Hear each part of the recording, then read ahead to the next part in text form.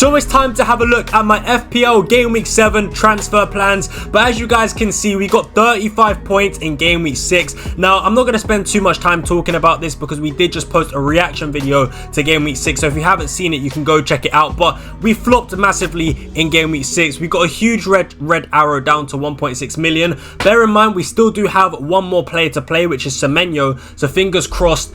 Yeah, fingers crossed he can do the business against Southampton at home. But yeah, a really terrible week. 35 points. The wildcard absolutely flopped miserably. So yeah, let's just have a look at my transfer plans for Game Week 7. So as you guys can see, these are the two players that I am strongly considering for Game Week 7. Dominic Solanke and James Maddison. But first things first, I do want to talk to you guys about Phil Foden, because I think Phil Foden does play a huge role in whether I make these transfers this week instead of next week, right? So look, as you know, I took the risk on Phil Foden.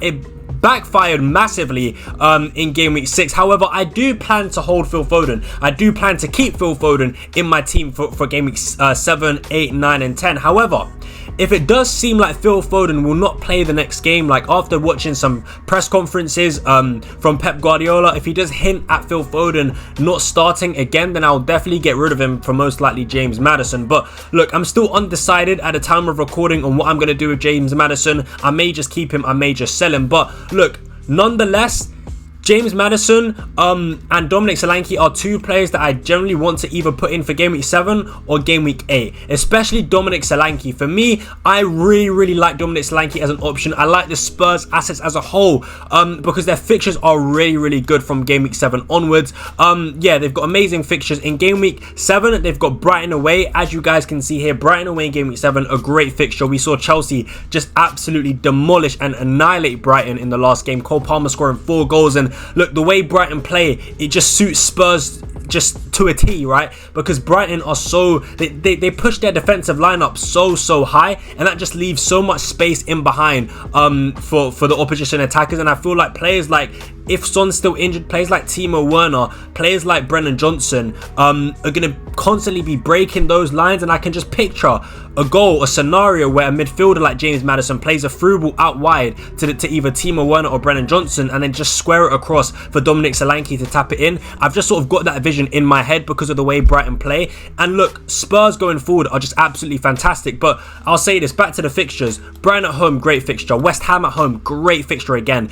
West Ham have been totally just stinky, right? They've been so poor defensively. And even Crystal Palace away as well, another great fixture. Then Villa at home, then Ipswich at home, then sort of a tough game against City, but then Fulham, Bournemouth, Chelsea, Southampton. So for me, the long-term fixtures are certainly there with Tottenham, and that's why I do love Dominic Solanke and of course James Maddison as well. But back on Dominic Solanke, in an Ange Postecoglou system, with the way that Tottenham play, Dominic Solanke gets a lot of chances created for him.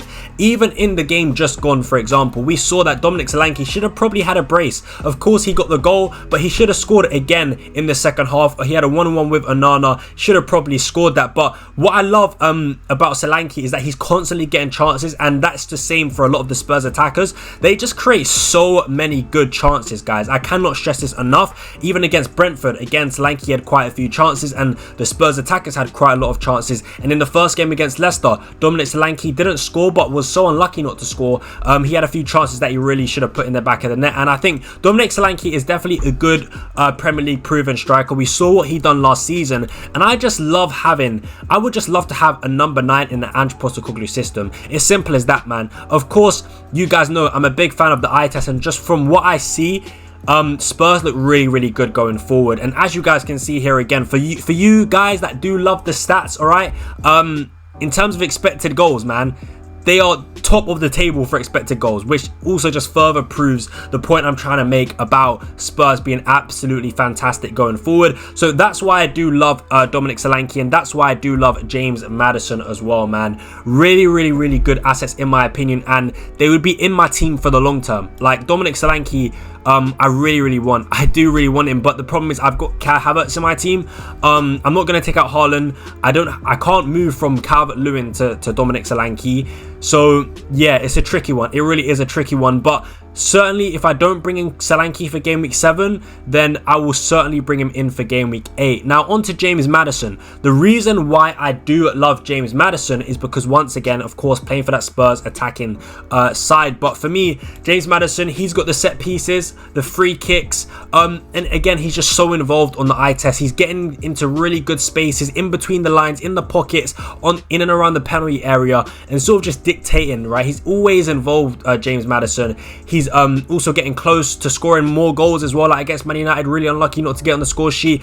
I just like the way what I'm seeing from James Maddison, and also Kulusevski as well, who I'll give a special mention to. I don't think I'll go for him, but certainly on the eye test as well, Kulusevski is looking pretty solid. So I'm just looking at Spurs right now, and I really just want to target their good fixtures because they just seem like such a good attacking side. Alright guys, so as you can see, we are currently on planfpl.com, and I sort of just want to show you guys the different sort of transfers we could make, right? Because I've got lots of different routes, but look, I've got 2 free transfers. So scenario 1, option 1 is Phil Foden is going to start, right? If I think Phil Foden is going to start, I'm most likely going to roll the transfer because I feel like my team is in a relatively good place for game week 7, right? Fixture wise, I do like this team. So if Phil Foden is going to play, and I think he will, then I'll roll. And then in game week 8, that's when I would probably bring in Dominic Solanke. Unfortunately for Kai Havertz, even though Kai Havertz does have a good game against Bournemouth that week, I would, put in Solanke, and then that would free up enough money for me to take out Semenyo, who's got a tough game against Arsenal, for most likely someone like Smith Rowe. So that's what I could do. Now, if, for example, Foden is benched, right? If I feel like Foden is going to be benched, if Pep Guardiola says something that hints towards a Phil Foden benching in game week 7, then I think I'll just most certainly take him out for James Maddison. Simple as that, because like I said, I love Maddison as a pick at the moment, and I like the long-term fixtures for Tottenham. So that's most likely what I would do if I feel like Foden is going to be benched this week. And then next week, I would still then, I think, take out Havertz for Solanke, so again I can upgrade Anton Semenyo to someone like a Smith Rowe, for example. So they're like my 2 options and my 2 different scenarios. At the moment, like I said, I'm leaning towards rolling the transfer because I do think Foden will start, but after watching after listening to the press conferences on Friday, if Pep hints at a Foden benching, then I'll certainly be putting Maddison in my team for game week 7. So there is actually another option I do have if I believe Phil Foden won't play this week, and that is actually to take out Foden and to take out Dominic Calvert-Lewin for Solanke this week and James Maddison. I genuinely could do that, and that is something I will consider, although I don't know if I want to take out, there is sort of 2 negatives to doing this, because if I take out Calvert, I don't know how much really I want to take out Calvert-Lewin, because if we have a look at his fixtures, he's got some really nice fixtures coming up, Newcastle at home, and then Ipswich away, Fulham at home, then Southampton away, and then West Ham away. These are some really good games for an attacker, so I know Solanke is definitely the better pick, but I'm just thinking value-wise, like Calvert-Lewin, I still feel like he could provide good value, especially with him playing 90 minutes and being on penalties as well. So look, it's definitely something to consider. I'm not totally sure if I want to do it, but it does sort of excite me, if Phil Foden is benched, to get in Solanke now a week earlier and getting James Maddison as well. But another sort of disadvantage with doing this is it prices me out of Smith Rowe, right? So obviously in game week 8, I did plan to put in Smith Rowe, but if I do that move with Solanke and Maddison for game week 7, I can't afford Emil Smith Rowe, and that is the problem, right? Unless I take a hit and take out Havertz, for example, which I don't really want to do. Of course, look, Smith Rowe, for me, I want him because, again, I like the fixtures from game week 8 onwards. Villa at home, Everton away, Brentford at home, Palace away, Wolves at home. I think there's some good long-term fixtures there, and so far this season, Smith Rowe has been sort of a good performer in the Premier League, right? He's delivered in FPL so far this season and been really good value. So, yeah, it's definitely something to consider. Maybe I could go back to Rodgers, even though I took him out on wildcard.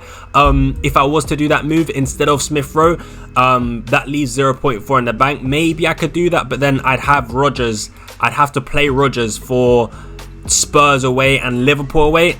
not too sure if I want to do that. For me, Rodgers from game week 10 to 13 isn't really the best asset to own because you've got Chelsea away, Liverpool away, and Spurs away. So I don't know if I would want to bring in Rodgers in game week 8. It doesn't really make the most sense to me. So yeah, it's something to consider. Whether I take out Calvert-Lewin for Solanke. I think there's a lot of negatives to taking out Calvert-Lewin and using the extra funds to go to Solanke. I think I'd rather, go to Solanke through taking out Kai Havertz instead. But it's definitely something that I will consider. Yeah, we'll definitely just have to wait and see what happens. But yeah, do I put in Solanke for game week 7? I'm not sure. So that is currently what I'm thinking, and that is my transfer plans for game week 7 and 8. Obviously, I will roll if I do think Foden starts. Look, I think the team looks pretty nice and pretty well set up for game week 7 in my opinion. The defense looks good, the midfield looks good if Foden starts in my opinion, and the front three looks good. So look, I'm feeling hopeful that game week 7 can be good, and on paper I feel like I've got a good team. So unless we get news of a Foden possible benching, then I'll most likely be rolling this week. But yeah, I definitely do have my eye on Solanke and Maddison for sure. That is going to be it for today's video though. I really do hope you enjoyed the video, and if you did, make sure you do smash a big thumbs up on the video, subscribe to the channel if you haven't already, and guys, I will catch you in the next video. But until then, I'm out. Peace.